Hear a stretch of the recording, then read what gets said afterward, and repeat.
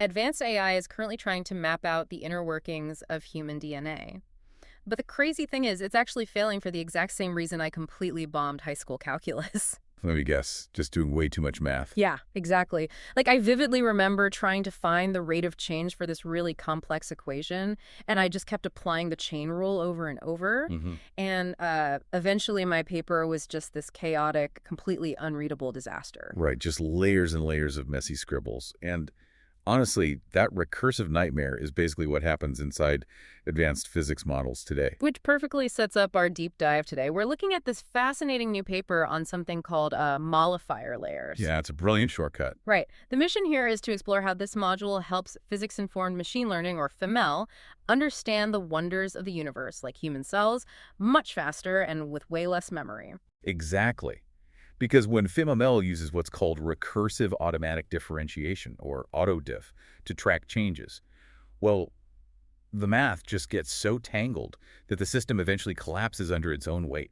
I was reading this and thinking, it's kind of like playing the telephone game, right? If you pass a message through, way too many people, or in this case, layers of math, it just gets totally distorted. Oh, absolutely. Especially if the room's noisy. The core issue with standard autodiff is how it handles that noise, particularly with complex fourth-order equations. Because it's chaining things backwards. Yes. Because autodiff chains operations recursively, any tiny high-frequency jitter in the measurements gets mathematically magnified with every single backward step. So using recursive autodiff on noisy data it's like trying to measure the overall slope of a massive hill by calculating the exact angle of every single pebble on it. That's a great way to put it. You aren't capturing the hill at all. Right, you're just mathematically magnifying the chaotic angles of 1,000 different rocks. And computing the angle of every single pebble requires massive storage overhead. The paper actually demonstrates this.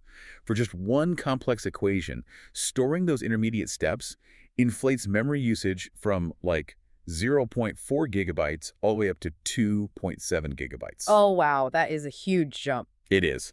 The model just chokes on those microfluctuations and completely fails to capture the actual physical variations. Okay, so if the noise is getting amplified inside the network's layers because of the chain rule, how do we fix it? Like, is there a way to just calculate the derivative outside the network? Yes, and that is precisely what the Mollifier layer achieves. It's this architecture agnostic module that attaches strictly to the output layer. Wait, so it just skips the internal layers entirely? Exactly. Instead of chaining derivatives backward through the whole internal network, it computes the gradients at the very end using convolution with smooth, predefined kernels.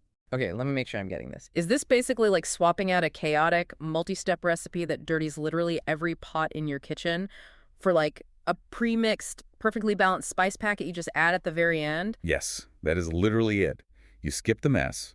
The convolution kernel functions as a built-in low-pass filter to guarantee stability. And does that actually save time? Oh, massively. In the paper's test, this one swap reduced training time for complex tasks from over 3,300 seconds down to just 335 seconds. Wait, really? That's incredible. But saving computer memory is great and all, but how does this actually help you, the listener, or just humanity in general? Well, this isn't just theoretical math. Mollifier layers are already being applied to super-resolution imaging, specifically storm microscopy, to look at human cell nuclei. Oh, so we're talking about real living cells here. Exactly, and the microscopic data we pull from those cells is inherently jittery.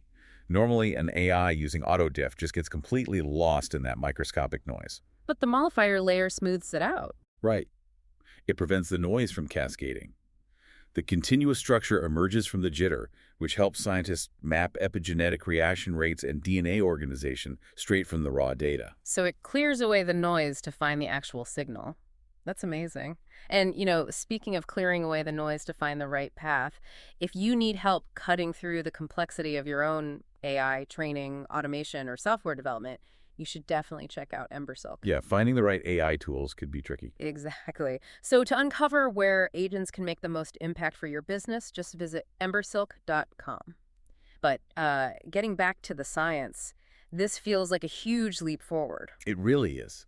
By making AI robust enough to handle jittery, real-world physics without crashing, we are unlocking the ability to model incredibly complex biological systems. Which just accelerates everything, right? Exactly. We're streamlining the math required to accelerate medical breakthroughs and deepen our fundamental understanding of life itself.